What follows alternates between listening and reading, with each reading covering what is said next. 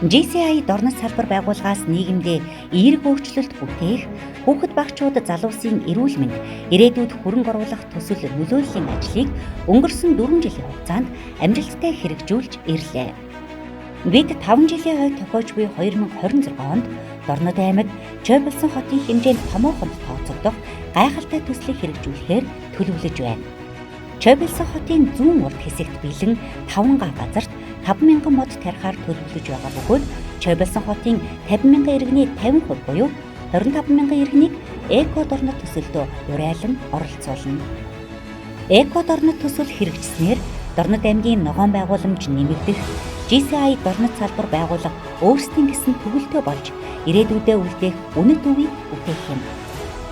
Ногоо ирээдүй ногоон Чойболсон хамтдаа бүтээлцэхэд гар бие оролцохдоо бид бүхэн туйлын баяртай, гүн талархалтай байх болно.